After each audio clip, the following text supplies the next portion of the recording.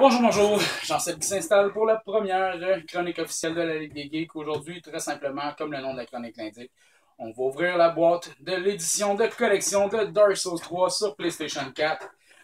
Comme vous pouvez voir, la boîte est assez volumineuse, donc on s'attend à voir plein de belles choses à l'intérieur. On va tourner rapidement de la boîte. Super. Allons-y.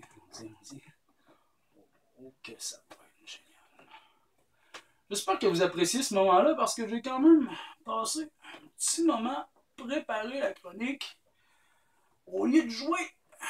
Donc, j'espère que vous allez apprécier ça parce que je me suis privé d'une bonne heure de jeu pour vous. Tranquillement, on fait toujours attention. Et voilà. Et voilà. C'est parti, ouverture de la boîte. Ta-ta! Génial.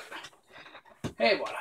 Donc, qu'est-ce qu'on trouve à l'intérieur? Oh mon Dieu. OK.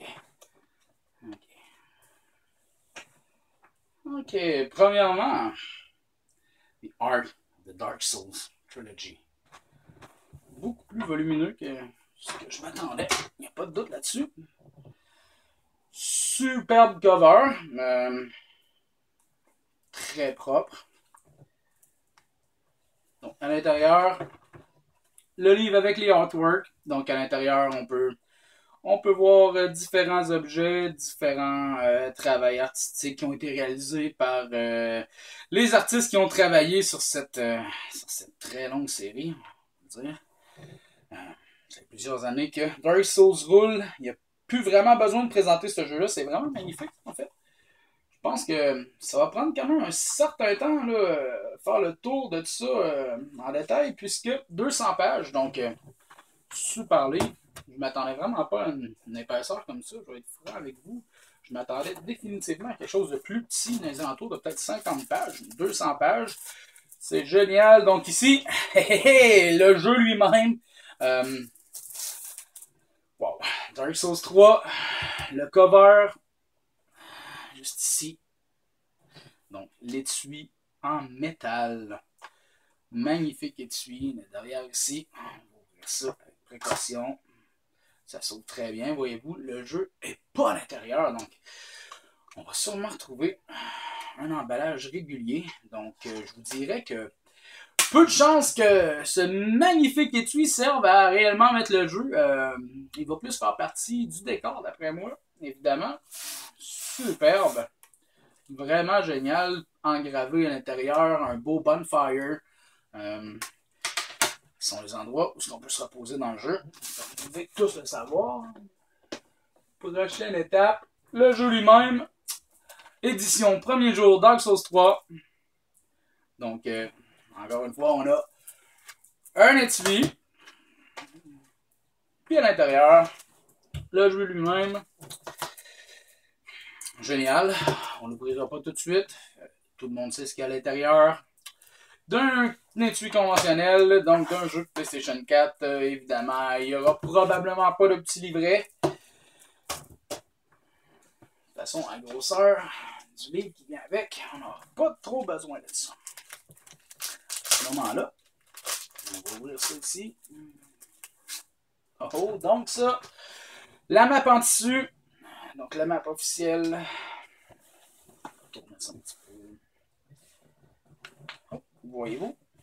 Celle-là est légèrement plus petite que ce que je m'attendais. Par exemple, super belle qualité.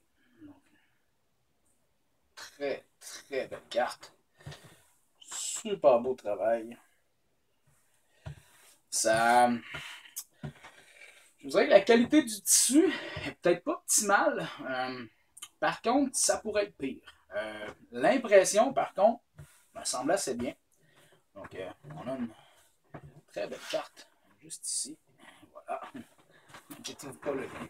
La chose la plus belle chose. Ça fait un petit peu magnifique. Ok, il faut sortir ça. Vas-y. Et voilà. Donc, magnifique boîte de carton brune. C'est ce qu'il y a à l'intérieur qui nous intéresse énormément, en fait.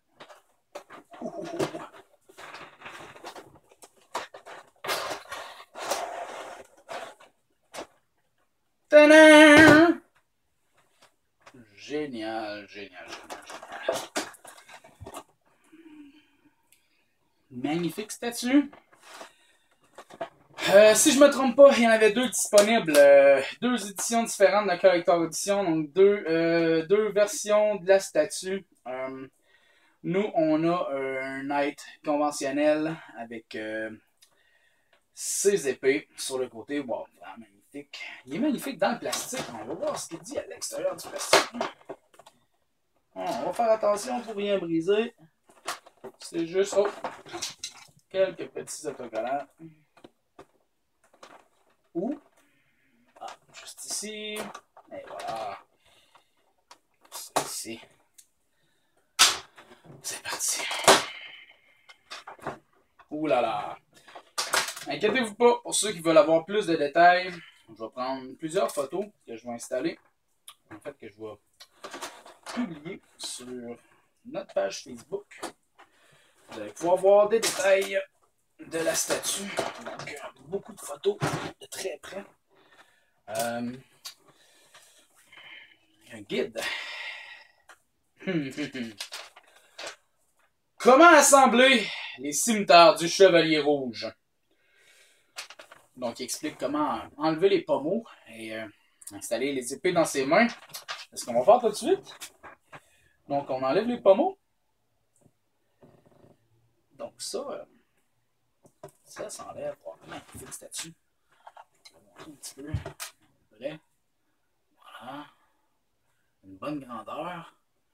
Je vous dirais, avec la base, ça doit faire une bonne dizaine de pouces. Les détails sont assez incroyables aussi. La peinture est magnifique. J'aurais aimé peut-être voir plus de vrais matériaux. Du vrai cuir à certains endroits. Peut-être des vraies petites chaînes, quelque chose comme ça. Une vraie plaque à l'avant, au lieu de juste une gravure. Par contre, dans son ensemble, assez joli. Assez joli. Ça devrait être encore plus joli avec des épées. On va voir ce que ça dit. Ah. Ben, ça rentre serré, ça rentre serré. Ça rentre. Donc ça, on va installer le petit pommeau. Et voilà. C'est pas facile en fait. Oh, ok. Juste une direction. Parfait. Comme ça. La deuxième. Et voilà. Comme ça ici. Tout armé. Prêt à combattre. Notre Chevalier Rouge juste ici. Magnifique. Magnifique statue.